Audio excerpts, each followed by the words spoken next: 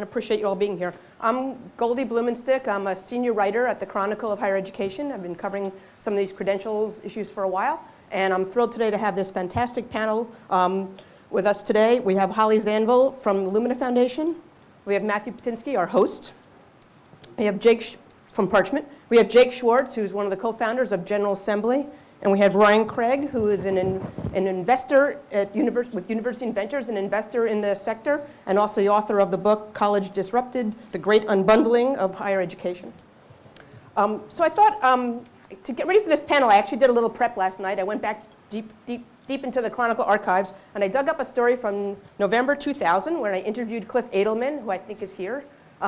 Cliff had at the time published a study on credentials in the IT sector. And he had found at the time there were some 300 different kinds of credentials being issued by people in the IT industry. I was an IT reporter at the time, and so that was really interesting to me.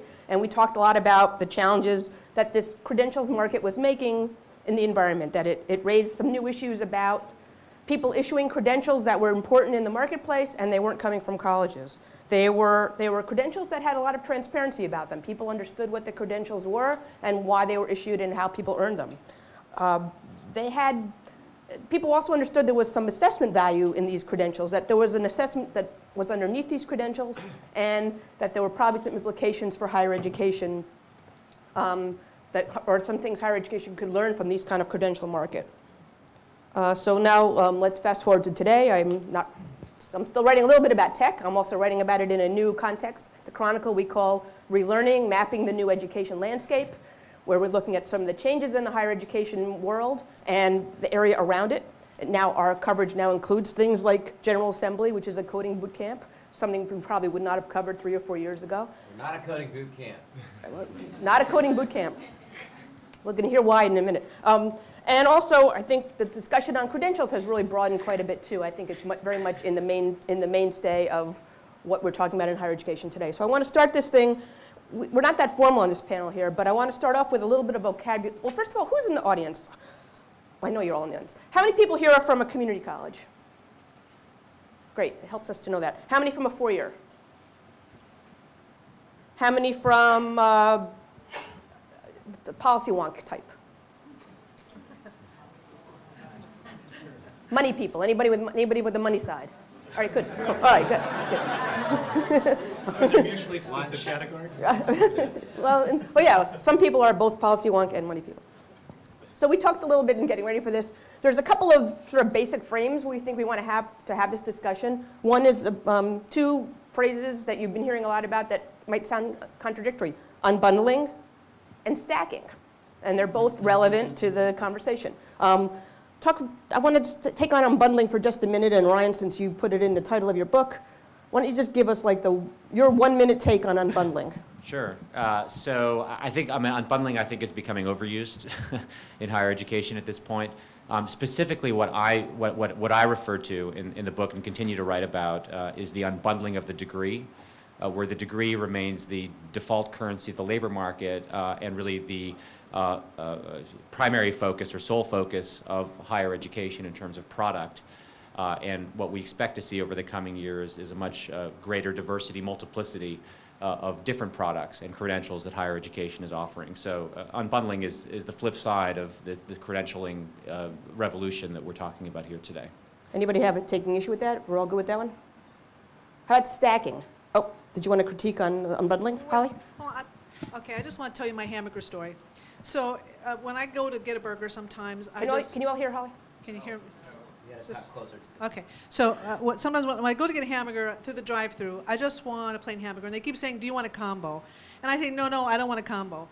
But I've been thinking about that recently in the credentialing context, because my sense is that for students and employers, it's not so sure. It's not clear that a degree is the only, the most valuable component to describe your skills anymore. But it may be the degree plus an industry awarded certification plus 2 digital badges. And so so the combo actually may be a better value, a better meal, and the students don't really know that yet. They think that they're going to be fine with a degree, and in fact, they're going to need a combination. They're going to need things that are unbundled, different kinds of credentials that stand for skills that hopefully employers will understand. So I think the context is changing, and that we need to think about the components of your skills that are going to be coming from different places. So that's how I tend to think about the unbundling. So, I was just wondering about what's the bacon in all this, but go ahead. Well, I would say that I think focusing on the degree when you talk about unbundling, I think sort of misses the core thing that's actually going on, which is that what's being unbundled is the value proposition, right? The same way, like, imagine if all we had were $1,000 bills to go around and buy stuff with.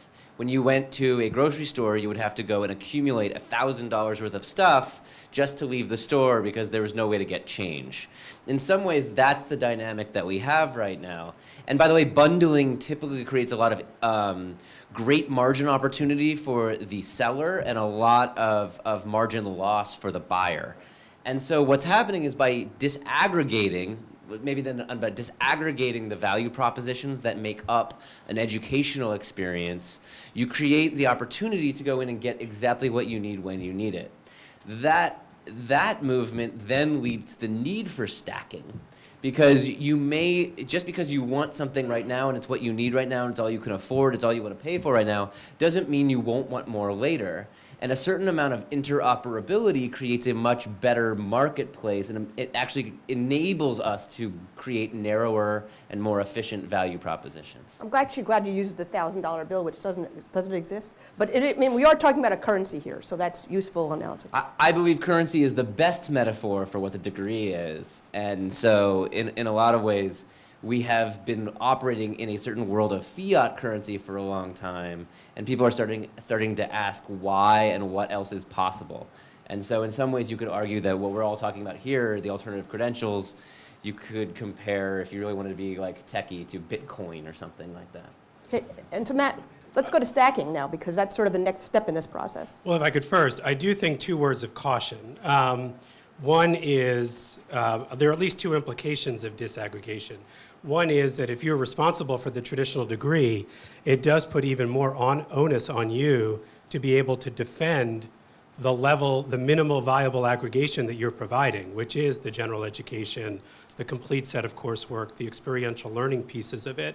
And so it ties to the form and the function of the credential in the sense that today, right now, all we do document is courses and credits, which plays right into the hands of a disaggregated view, like Dr. Carnevale talked about, the analysis of a cluster of courses that turns out to predict lifetime's earnings a lot more than the degree as a whole. So it puts even more of an impetus on traditional institutions to document the full educative experience they're providing, defending that minimal aggregation that we think is so important, which is the mix of a major and general education and the full experiential component of education. And I think you're going to stop you, because I think we're going to hear some discussion later on today that it's not just aggregation, it's not just putting building blocks on top of each other, but it's... Yeah, there's something wrong about that. I mean, it makes it feel like the individual atoms are somehow disconnected, and there isn't, it's sort of the album versus, the individual songs. I guess I'm enough of an artist to still believe that the album matters. I think the other implication is it puts a lot of responsibility on the consumer or the learner, because they have to be literate enough to know how to go through a disaggregated, unbundled world. And if we care about equity, it sort of strikes me that exactly at the time when people are figuring out the secret to the completion agenda is more scaffolding, more advising, more structured paths, we're talking about a world in which things are unbundled, leaving more people at risk, I think, to being able to navigate it effectively. So these are not killers, but I think there's things that we ought to be sensitized Can I just towards. jump in? Yeah, but I want everyone to think what Matthew just said, because I want to make sure, he and I talked about this a little bit when I did a book about this topic. He's been talking about it a lot. I think everyone on this panel has been very concerned about this issue. We want to make sure when we close this discussion today, we talk a lot about what are the interventions, what are the tools, as we're moving to this DIY education model, if it's really headed that way, what do we do along the way to make sure that we don't leave a lot of people behind? I think, I talk in my book about the fact that, DIY, do-it-yourself education, has been around for, a while. I think Anya's book came out, 5 years ago now. And there's no evidence to support that that's what students want. They want to be able to build that themselves. I mean, how many students have actually taken a massive open online course and then transferred it in for credit to a university? I think Yeah, even zero. the numbers out of Arizona State Yeah. recently were pretty small when we Yeah, saw that zero. experiment. So, right? so the question is not, will there be restacking or rebundling? There will be. The question is, who decides what that new stack or bundle will be? And I would suggest that it actually will probably not be the institution, which is now the entity which is making the decision as to what the bundle will be. It will be perhaps intermediaries or competency marketplaces or other forces that are doing that. And the notion of, we seem to have moved, I know in the Chronicle had an article, I think 2 weeks ago, which moved right to rebundling. Yeah. We've already moved off of unbundling to rebundling. And it's not obvious to me that it's going to be the university that will be the arbiter of what the rebundling will be.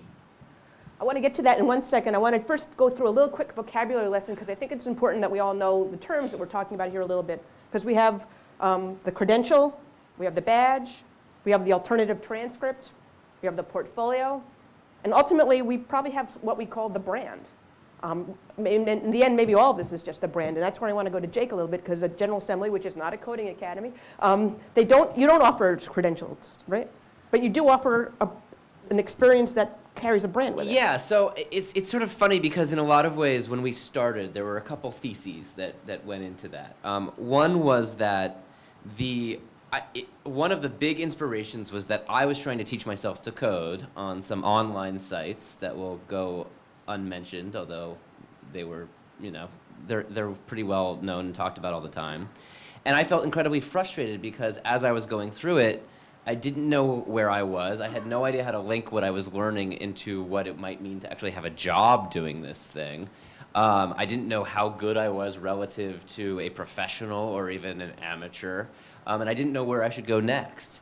And it started to make me think that if there was a way that we could package this together where it was about the end, the outcome, and not about just the content or the knowledge, that there might be an opportunity to actually create something that people would actually help them participate on a path towards becoming, at the time, a web developer was our worst thing, which was clearly something people wanted. And so in a way, we actually created a bundle out of unbundled parts. And so the packaging is incredibly important. Now, the reason we did it that way is because our core belief is that at the end of the day, the value proposition of education at the higher level is about the outcome. It's about a goal, and education is the means of the end to get that goal. And so, we talk about this a lot inside GA, is that, as we invest a ton in curriculum and in strategies for learning and training our teachers, but all of that is just a means to an end, right? And we sort of live in a world right now where the most powerful parts of the education industry and infrastructure tend to be the content and curriculum manufacturers and distributors. But the reality is that is just a small tool. You could argue maybe it's the picks and the shovels of education, but it is really just part of the journey. The real value proposition, the thing that people pay for, investing their time and their money and their energy, is that outcome. And the reason they do that is because the paradigm that is unconsciously in everybody's head is this is an investment. And just like an investment, when you make an investment of your time and your money and your energy and your passions, you are considering an ecosystem where you're asking yourself questions like, how will I know that I'll get the returns that they promise me, right? What are their strategies that are going to get me those returns? And brand becomes a very powerful proxy for that. Right. A credential is in effect a label. A credential is just an abstraction of something that is much more fundamental, which is a credential is sort of an abstraction of the impression that employers or other people who will be looking at that credential will perceive about you, what consumers think they want and what they want it represented as on the other side. And so I like to say, like, I always looked at Harvard as sort of the thing to deconstruct. And I said, there is no way, like, if Harvard announced tomorrow that they were going to get rid of their regional accreditation because they were sick of it or whatever, I don't think a single person would say, well, that's it, I'm not going to Harvard anymore, right? And that should really call into question a lot of our fundamental assumptions about why people do the things they do. The reason people will pay money to go to Harvard, and Frank, let's be honest, if they like just charged a market price for it, they could probably get $2 million a year per student or something like that, maybe more. It depends how many billionaires are out there. And it would be such an interesting place. Oh, yeah.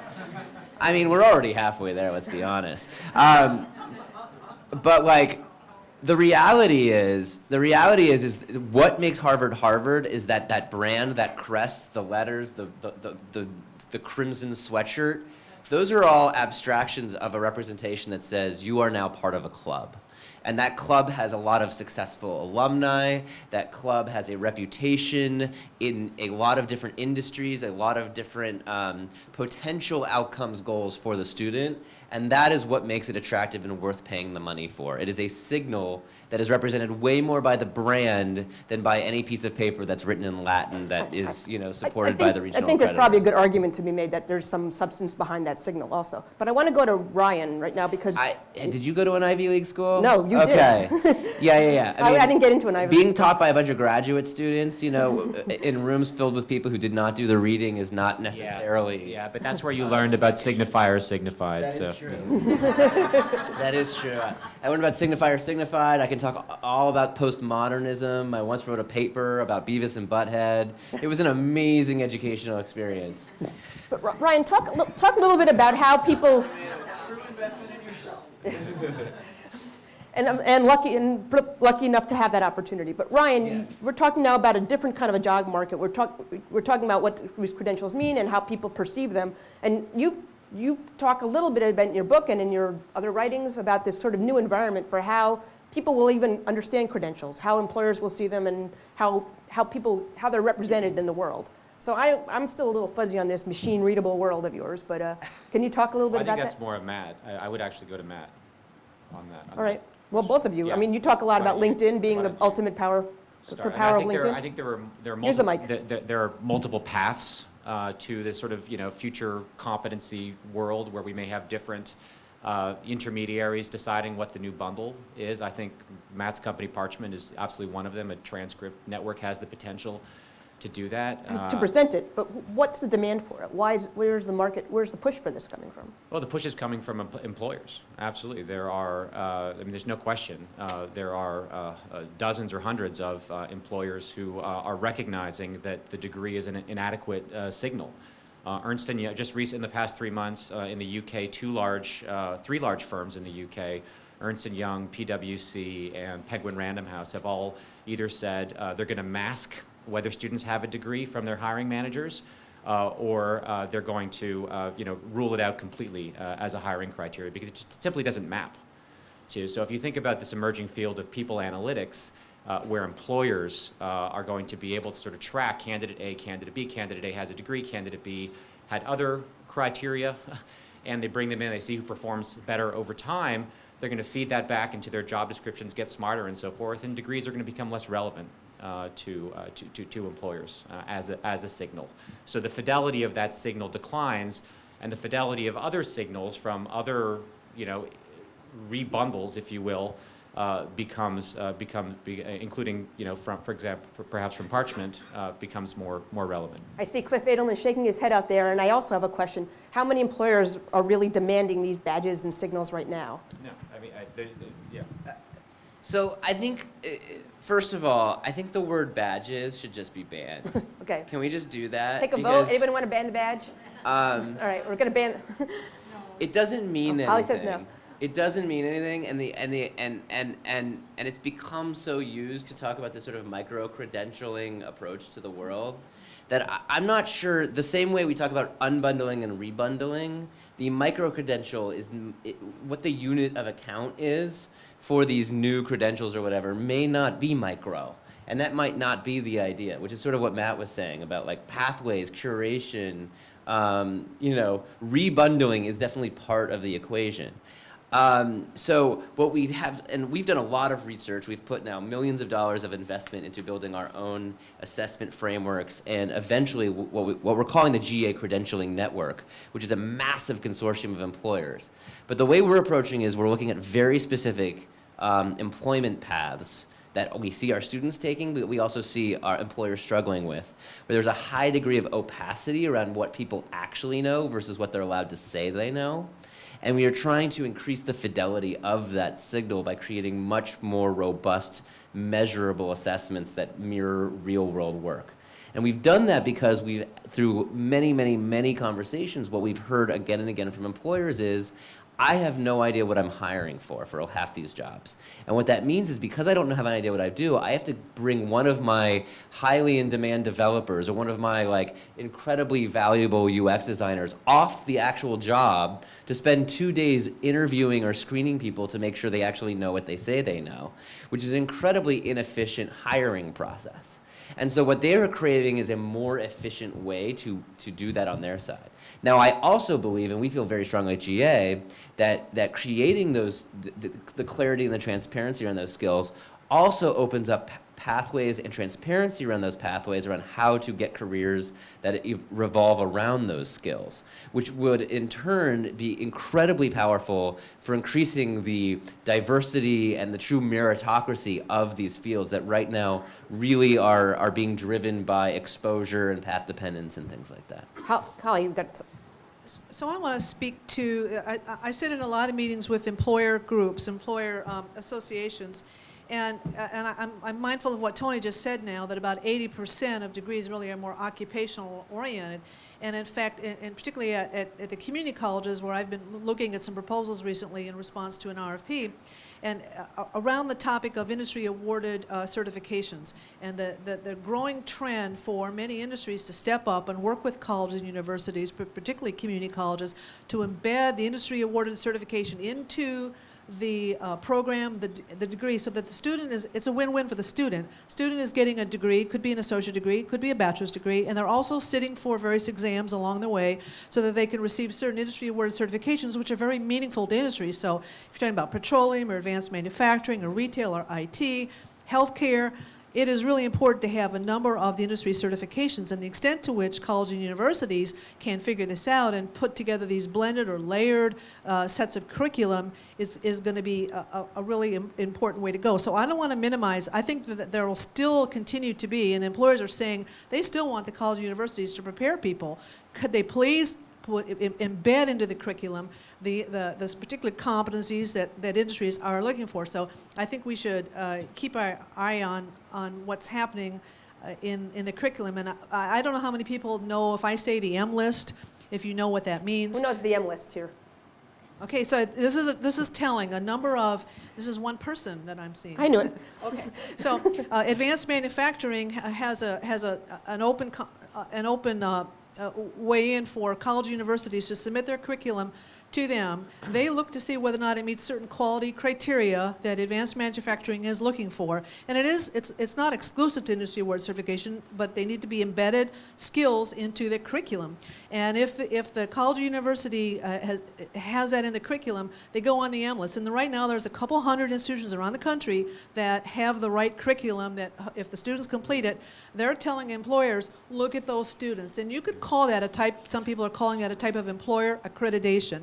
And I've sat in meetings now with other industry sectors that are saying, oh, they want to do the same thing for their industry sectors, so that even though higher ed can say we have a great program, in fact, it's a third-party group. It's the employers that are going to say, here's the list of institutions we think are doing the right job, and they're looking at certain quality standards. So we think that there's going to be a lot more M lists for a whole range of industry sectors, and there's probably 20, 25 industry sectors that are meeting now that cover something like 80% of all the jobs in the U.S. that are getting their act together to say we're going to stand up on what the competencies are and talk to higher ed. And one of their big questions to us is, we don't know how to talk to higher ed. We can talk to our college down the road, but these are national and or global ways of looking at the competencies. So I just think this is part of the changing world and something that all the colleges and universities are going to be expected to deal with. And the M-List is from the National Association of Manufacturers, is that right? It is. Yeah. And if you go on the web and read the M-List, you'll see, do you recognize any of your institutions on the M-List? And I suspect we'd probably see more community colleges on there right now than Well, 4 years. actually, engineering, there are a number of engineering programs. It depends. And it's not just associate degrees, but it also includes the engineering degrees because that's what, a lot of those students are going to advanced manufacturing. There's some master's level programs, but this is the way of the future, and I think that we should all expect employers to step up in a way they have really not stepped up before. This is part of that conversation that we're starting to hear about accreditation, that there should be alternative accreditation. Maybe ultimately the employer will be the accreditor. Maybe there's this role for like a parallel accreditation that one doesn't replace the other, but certainly work in concert somehow. Go, Ryan. I'm just going to say, I think there's no question. There's absolutely near-term demand to add to what we have today, to add to the bundle, to add certificates, to add job-related skills, specifically for that first job, which is becoming, increasingly a focus for colleges and universities. I just think in the long run, what we're doing is we're adding time, we're adding expense in some ways to the current bundle. In time, it's going to be re-engineered. It's going to be rethought, and we're going to have innovators who are able to incorporate general ed and liberal arts outcomes into skills-based courses, meaning the skills that the hard skills that employers find it easy or relatively easy to measure and value. And I think that's ultimately where we're going to go. I agree with Holly. I think that's sort of we're heading to this interim period where we're adding to the bundle, but over time it's going to be That's going to be too much. There's going to be too many layers. It's just there are ways to re-engineer it and I guess incorporate those liberal arts and general ed outcomes into skills-oriented courses. And one way, the challenge for universities is to find ways to do that so that at the end what doesn't get stripped out are the fundamental things that a university wants to do, which is part of that rebundling argument that it's not my idea. Randy Bass at Georgetown University is one of the people who's speaking a lot to this rebundling notion. Let's go to this very crowded room here, take a few questions, and I want to make sure we get to the point about the point that Matthew raised about whether this whole system will exacerbate inequality rather than sort of open up opportunity. And there's someone who's bursting out of her seat here. So hi, I'm from University of Washington. I'm mostly interested in graduate education and thinking about credentialing for people who already have a bachelor's degree. But one of the issues that we're looking at is, of any of these models, financial aid availability. So what I understand from the Director of Financial Aid at the University of Washington is technically people who are in certificates can get financial aid, but it puts there's a lot of steps involved in that. So what is the availability for financial aid for people who are in non-degree programs?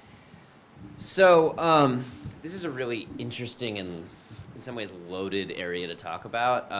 But the simplest way to talk about it is this. We at GA, we always do, our program is objectively expensive. Relatively, it's incredibly inexpensive towards other alternative pathways for graduate Says the owner of the education. company. Yeah. I'm objectively. I mean, it's like how much did I spend for my Wharton education versus the 3-month WDI at General Assembly is literally a tenth of that. Now, what I would say is when we started, it was all private pay. And you would sort of expect that because it's an early adopter thing. We're sort of existing outside of the status quo. We're kind of making it up as we go along. And so our accountability was primarily to the student. That's how we built our culture and this idea of return on investment. And I think the investment paradigm is the most important one.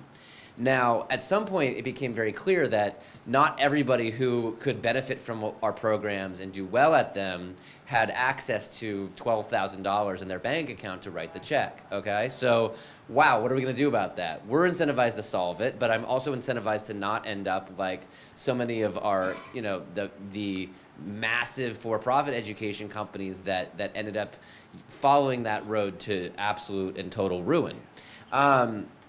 And so we started to think a lot about it. We ended up partnering with some really great forward-thinking, progressive, millennial-focused financial services firms that have actually created financial products that are perfectly ergonomic for what we do, meaning it's a pretty short payback period that is tied directly towards what we think the payback period of the course should be in terms of ROI. So we're talking max 2 years, not 20 years. We are being very transparent about why they should go, take that financing option and what it means and what they're signing up for. And we really like that formula because, again, we're not detaching the sense that you're spending money and you're taking on debt in order to do this thing, and is there a return on investment? I think anything that can avoid the third-party payer kind of mentality is really powerful.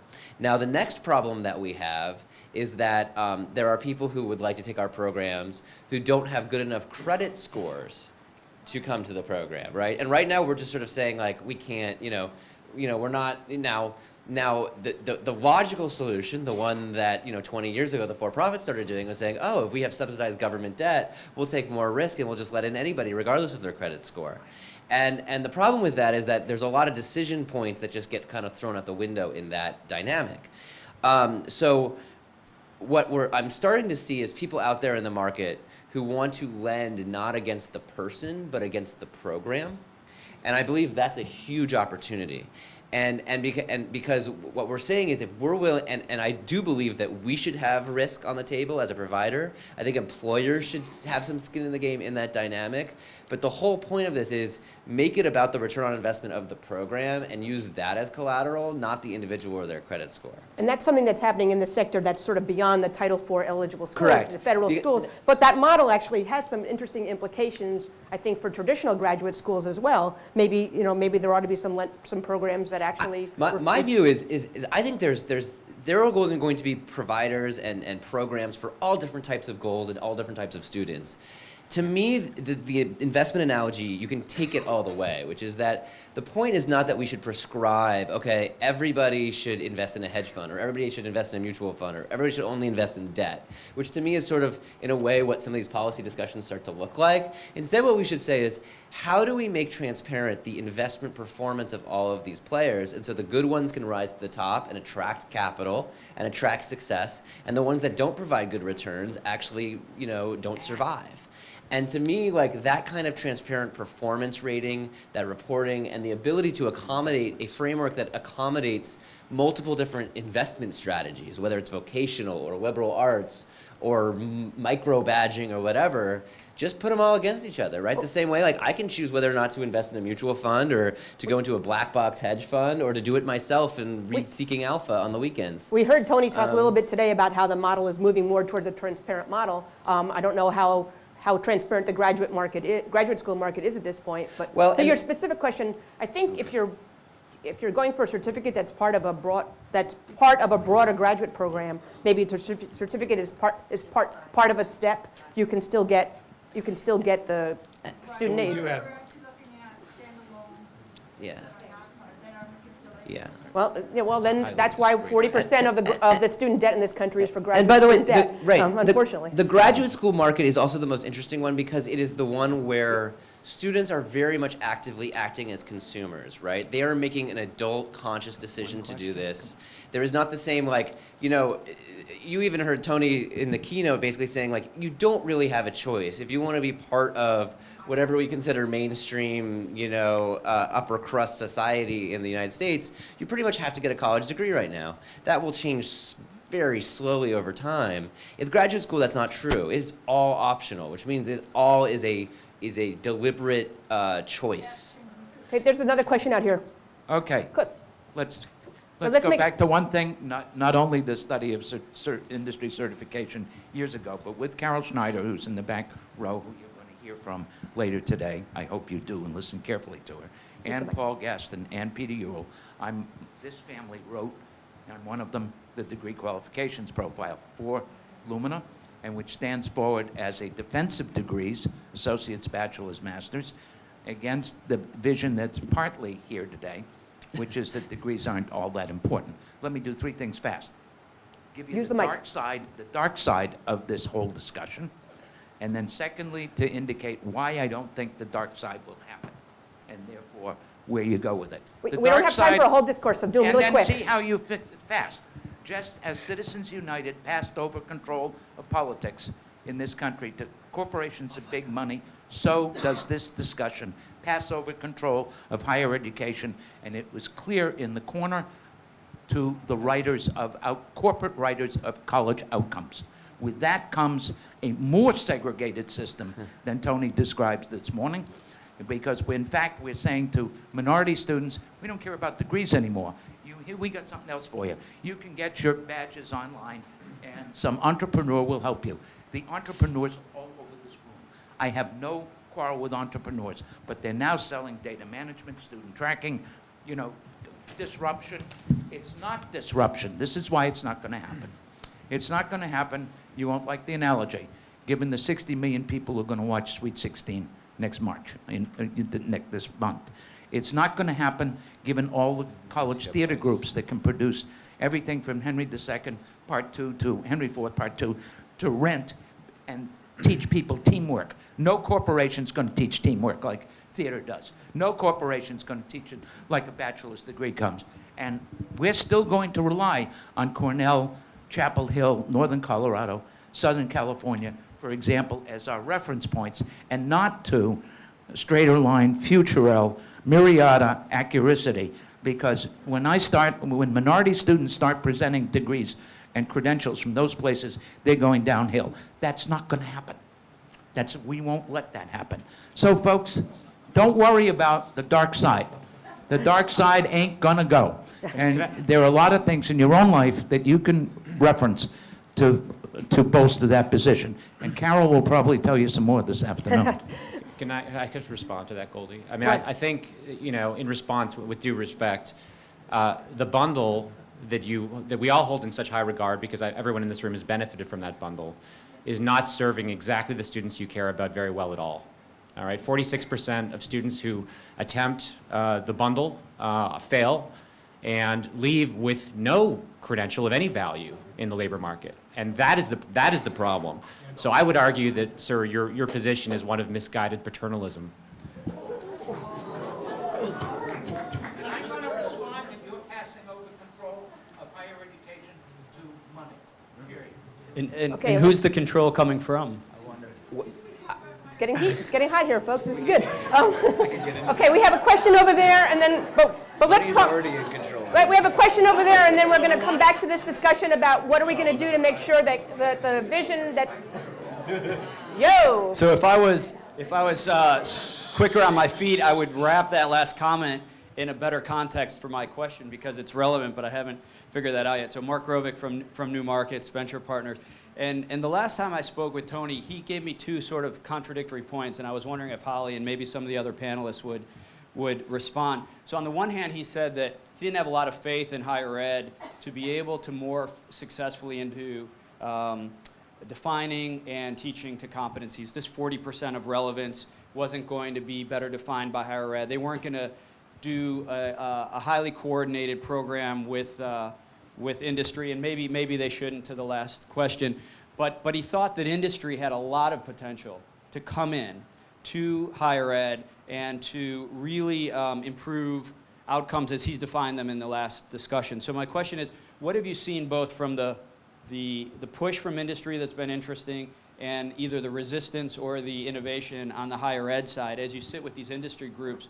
What's sort of working, what's not working? Do you agree? I felt like those 2 points were maybe contradictory or maybe not. Okay, Holly, take that, and then as we go down the panel, I'm going to have the panel at the end talk a little bit about what really needs to happen to make sure that this doesn't become a dystopian kind of model that leaves lower income students out of the picture and wealthy students just giving them a new game to play.